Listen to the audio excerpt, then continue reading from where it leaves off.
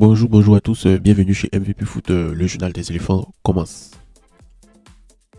On commence avec Lazare Mani qui a un mental des champions. Voilà. Donc lors du match entre le Standard de Liège et Bruges, le Standard de Liège a gagné 2-1 et Lazare Amani a été victime d'insultes de la part des supporters adverses. Voilà. Ils étaient frustrés par la performance de Lazare Amani. Donc à un moment, bon, quand on dit qu'ils étaient frustrés, c'est juste que et Lazare Mani a tellement bien joué que les supporters n'ont vraiment pas aimé, les supporters du camp adverse. Donc à un moment, il y a un fan qui a lancé un gobelet en la direction de Lazare Mani, un gobelet de milkshake.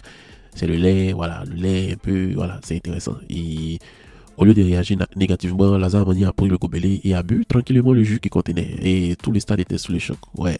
En tout cas, c'est ça qu'on appelle la vraie classe. Lazare Mani n'a pas répondu par la violence ou les mots.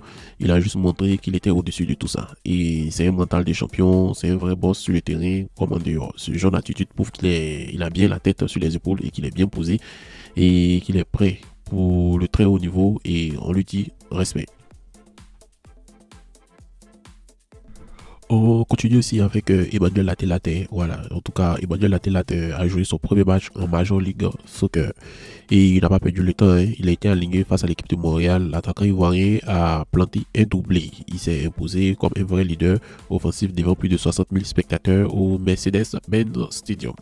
En tout cas, il a montré qu'il était prêt pour le nouveau challenge et c'est un début tonitruant. Il devient le premier buteur de son équipe cette saison. Et bon, en tout cas, prochain défi, c'est un duel 100% avec Wifiza. Ils vont jouer contre Charlotte. Et quand on voit le doublé d'Emmanuel Lat, on voit qu'il a un sang-froid pas possible. C'est un vrai attaquant. Changer de club en plein hiver, performer en même temps, c'est la marque des grands. Donc, s'il continue sur cette lancée, Emmanuel Latelat va, comme on appelle, faire de telle sorte que Faye va l'appeler et Faye va sérieusement penser à lui pour la sélection. Donc, on attend de voir la suite avec impatience. En tout cas, félicitations, ça fait vraiment plaisir. Nous, on n'a pas dormi, on a regardé le match et c'était vraiment intéressant. Félicitations à toi. On continue avec Ousmane Diomandé qui est de retour avec le Sporting. Voilà, donc il était de retour de suspension, il n'a pas perdu le temps, il a marqué les esprits, il a ouvert le score contre AVS Football. Ensuite, bon, il a inscrit le deuxième but de sa saison. En tout cas, c'était vraiment intéressant, il a marqué le but et puis on ne sait pas ce qui s'est passé. Ousmane Diomandé a eu encore un carton rouge. Il revenait d'une suspension carton rouge et le match a suivi, il a eu encore un carton rouge. C'est vrai que c'est du sérieux, il est costaud en défense et il commence à peser offensivement. Donc c'est un défenseur qui s'est marqué, mais il faut qu'il calme son tempérament parce que franchement, deux cartons rouges en deux matchs, franchement, consécutifs, c'est trop pour Ousmane Diomandé. Et il n'a qu'à se calmer, son tempérament, les gens vont le provoquer parce qu'ils savent que maintenant c'est quelqu'un qui est impulsif, donc il faut qu'il se calme. Voilà, félicitations à toi pour ton deuxième but de la saison, mais il faut te calmer avec les cartons rouges. On continue avec l'Africa Sport d'Abidjan qui se relance et l'Africa Sport est en tête de la Ligue 2. En tout cas, après une défaite contre le Waka, et l'Africa Sport d'Abidjan retrouve le chemin de la victoire en battant les films 1-0 face à un but de Titi Doumbia. Donc les Rouillés vont reprendre la première place de la poule A et c'est un succès important pour rester dans la course à la montée. En tout cas, ils ont bien réagi après leur faux pas et c'est une équipe qui veut rebondir. Voilà, donc ils ont su rebondir rapidement. C'est exactement ce qu'ils ont fait. Maintenant, il ne faut pas relâcher. Chaque match sera une finale jusqu'à la fin de la saison. Ouais. En tout cas, avec l'Africa Sport d'Abidjan, c'est toujours comme ça. Ils sont premiers jusqu'à la dernière journée. On ne comprend pas ce qui se passe et ils pètent. On espère que cette fois-ci, ça va être bon aussi.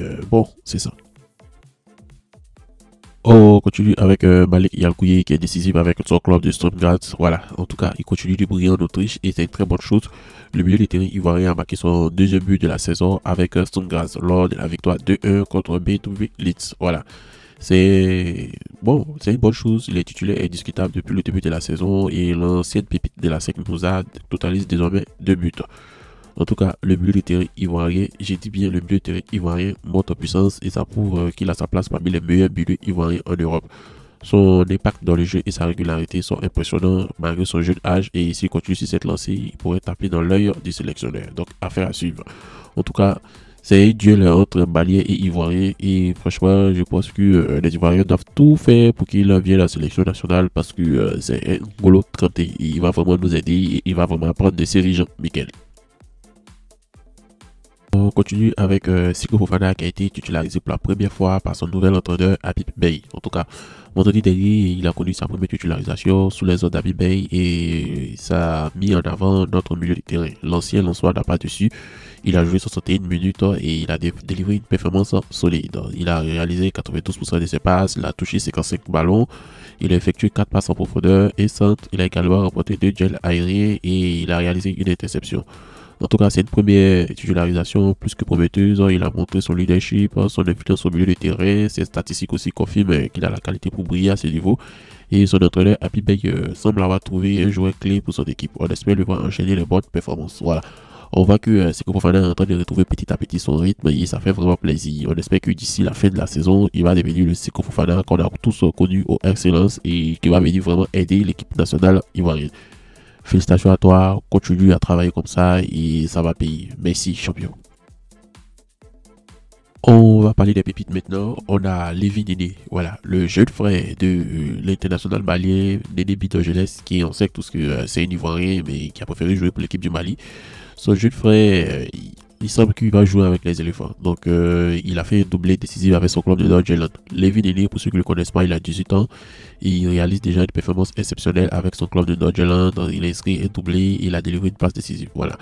Il a 12 buts et 12 buts et passes décisives sur ses 10 derniers matchs. Il a obtenu la meilleure note du match. Donc, c'est un talent à suivre de près. Voilà, il confirme qu'il a tout ce qu'il faut pour briller en Europe. Il a seulement 18 ans. Il est déjà une référence pour son équipe. Et aussi, espérons qu'il continue sur cette lancée car il a un avenir prometteur. Voilà. Il semblerait qu'il ait accepté pour jouer avec l'équipe U20 ivoirienne. Donc, on espère que cela va se réaliser. Pourquoi pas, il y aura un duel entre frères qui joue au Mali, l'autre joue en Côte d'Ivoire. Ça va faire vraiment plaisir. En tout cas, félicitations à toi et on espère que tu vas continuer comme cela. On va terminer par un béret. Voilà, c'est un béret d'un ex international ivoirien. Donc, il s'appelle Kone Kwamache. Emmanuel qui brise le silence sur sa séparation avec son ex-femme Adja. En tout cas, Kone Kwamache a révélé les raisons de sa séparation avec son ex-femme. Il dit lorsqu'il était en Roumanie, un ami l'a averti d'une possible infidélité de son épouse. Donc, il est revenu à Abidjan. Il a découvert qu'elle avait déménagé avec les enfants, qu'elle avait même bloqué. Plus tard, il apprend que la mère d'Adja, qu'elle avait un enfant qu'elle lui avait caché. Donc, sa femme avait déjà fait un enfant qu'elle lui a caché, tout en faisant croire que sa propre mère était sa tante. Voilà, donc c'est un peu, bon, mais je comprends pas bien. C'est comme si la fille a présenté ça, comment on l'appelle, sa maman en étant comme sa tante. Donc, il accuse également son ex-femme d'avoir falsifié les documents d'intérêt pour s'en approprier et de tenter d'expulser sa famille. Malgré 2 décisions de justice en faveur de son ex-femme, il dit qu'il a fait appel. Bon, c'est une affaire qui est compliquée, où chaque version mérite d'être entendue. Si les accusations de Kone Kwamache sont avérées, il est normal qu'il cherche à faire valoir ses droits. Mais la justice a déjà tranché en la faveur de son ex-femme à 2 reprises, ce qui pose des questions sur les preuves avancées. En tout cas, quoi qu'il en soit, il est essentiel que la vérité soit établie pour que cette situation trouve une issue juste et équitable. Voilà, donc c'est pas mal de choses qui arrivent aux personnes médiatisées. Voilà, mieux nantis. Donc, on a dit qui a trouvé sa femme a trouvé le bonheur. Donc, il faut vraiment bien chercher sa femme pour éviter tout ce genre de casse-casse désordonné. Donc, cher ami, c'est tout pour aujourd'hui. Merci d'avoir regardé le jeu de la DMP Foot. Je devais le faire hier, en fait. Voilà, hier, je devais le publier très tôt ce matin, au top moi. Mais le problème, c'est que je suis un peu grippé. Voilà, vous allez entendre que je suis un peu grippé. Donc, merci d'avoir regardé. Puis, on s'est dit à l'heure habituelle pour une autre journal des éléphants.